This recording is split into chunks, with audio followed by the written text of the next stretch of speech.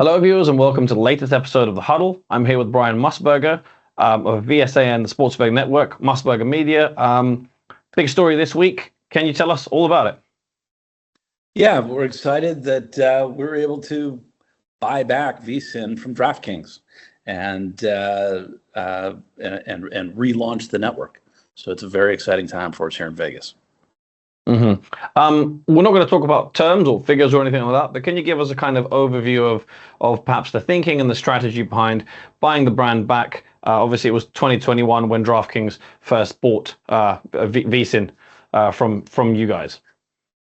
Yeah, I mean, those were sort of the wild times, and sports betting was still in its infancy in the U.S. at that time, and there was sort of this massive land grab, and I think that we had a lot of ideas of how we could have grown the business with DraftKings, and we always wanted to maintain our independence, and that was always a tricky line to walk when you're owned by an operator. I think that over time, the folks at DraftKings started to realize that this thing probably worked better as an independent operation. And I think after seeing the Barstool News, we saw how they were able to structure something, and we began to have conversations around that time around ways that we could maybe bring it back and operate as an independent operator. Prior to the acquisition by DraftKings, we had great working relationships with the folks at Rivers, with MGM, with William Hill, and a lot of other operators as well. And so we sort of look forward to getting back to working with all those folks and really serving the bettors in a way and letting them know about all of the options that they have in the market. It's funny. I just before you mentioned Barstool, I was just going to bring them up because I guess a small world. Ironically enough, as soon as that Penn collaboration ended, DraftKings signed a very kind of high-profile deal, getting Barstool back on as an affiliate. Buying VSiN back, does that mean that you, as you say, you can carry on working with a number of different operators, but that you can still kind of be in partnership with DraftKings?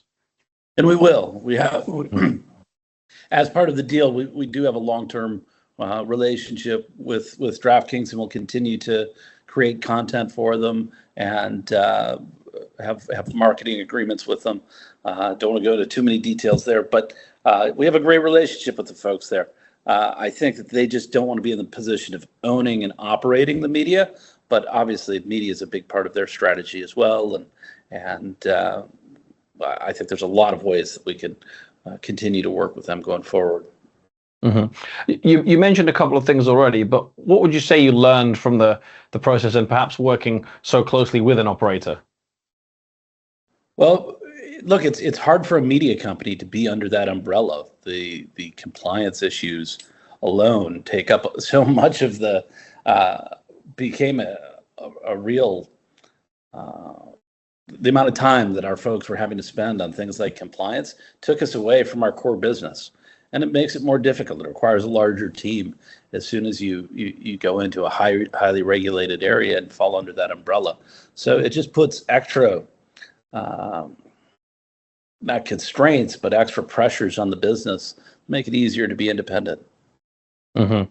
And you mentioned, you've got plans and different brands that you're kind of working with, but what are you looking to really achieve and maybe do differently now that it's back kind of in more independent, under independent leadership?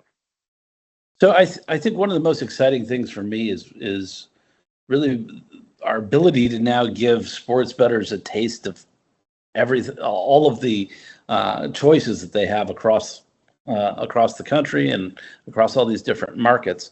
So I think that we're going to be. I think you'll see us having studios all over the country and doing things with multiple operators. To me, that's very exciting. But really, just getting back to what we were doing before.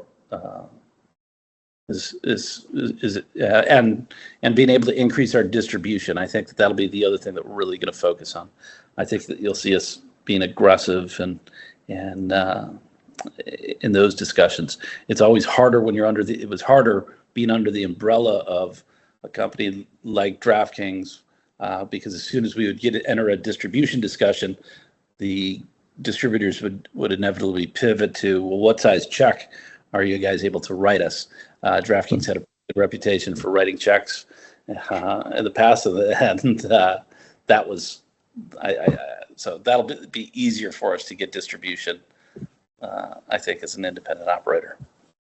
Yeah, I think that excitement of kind of new ventures is a very fair point, because even in the 3 years since, when DraftKings acquired in 2021, the landscape has changed, a significant amount at that time. We've got new markets, we've got new players in ESPN Bet and Fanatics, most notably, even Right. if you've got a few players who have left.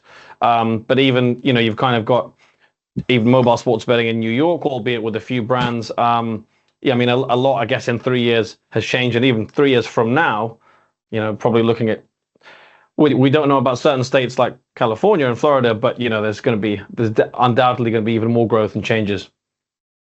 Absolutely. And when we started VSiN, it was prior to PASPA, and we were able to really get an understanding of where these sports bettors were and how they were finding ways to have action on games, even before there were legal markets available to them. So, markets like Texas and California, obviously huge. And I think you'll see an explosion in Florida here as well soon. That excites me as well. Mm-hmm. I wanted to ask about the kind of the demand for your content, because obviously in today's market, you can get content absolutely anywhere, anytime, social media, on your phones. What you guys do is, it's not so much different, but it's different from a lot of outlets in that you have that 24/7 stream. It's for me, sitting in the UK, it's quite a unique concept in that on this side of the ocean, I don't think that concept is quite as accepted by not even society, but sports bettors. I think US sports bettors are a lot more open about this is what we want to do, and it's quite a lot more of a social activity. So I wanted to ask generally, what's the kind of demand and popularity like for your streams and for your TV shows? I think there's huge demand for it. Obviously, as more people start to bet on sports, more people are seeking out credible information to help them make more informed wagers. And I also think that there's this huge education piece that's still going on. People aren't aware of this is not a mature market. Folks are still learning about even things like in-game betting are still new to a lot of folks who only knew that they could get a bet down with a bookie and weren't able to modify a position. And I think, to me, one of the most interesting kinds of content in this space is what we started out with, was really trying to help people understand how the market's open and what factors were being used to set up these opening lines, and then looking at the factors that would move the market. And in a way, it's a more intelligent form of sports talk that has really resonated with a lot of viewers and listeners. Mm-hmm. Well, yeah, it's notable that you kind of appeal to the sharp bettors as well as people who are new and perhaps need that educational piece. And probably, I would imagine, as an independent outlet, it's of more interest to you to help those sharp bettors than perhaps it is for an operator. Yeah, I think there's a lot of focus from operators to spend more time talking about different kinds of parlays and different products that, the sharp bettors aren't going to gravitate to. So I think it'll be nice for our audience to not be hit over the head with some of those messages. A final question from me, quite broad. What's the future for you guys, and also maybe in terms of the consumption of betting content in general? Well, the future for us, we're going to be looking at a lot of big distribution deals here soon. That's really our focus, is growing our audience. As more legal markets open up, we're excited to to expand into more markets, but also looking at some good national distribution deals and really products specialized on specific sports as well.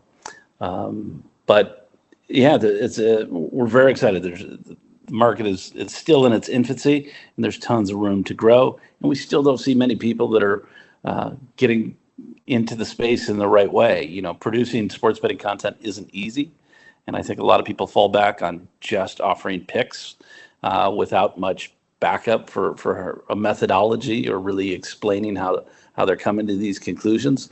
And to me, that's easy and a sort of a lazy form of sports gambling talk. And so I think we're still sort of alone in the space, and I'm surprised that there aren't more people trying to approach it the way we have.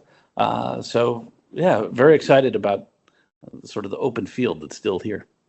Mm-hmm. Well, Brian, best of luck with everything. Congratulations on the deal to get VSiN back into your hands, and I'm sure we'll talk again soon. Thank you very much, Tim. Thank you, and to our viewers, thanks for watching.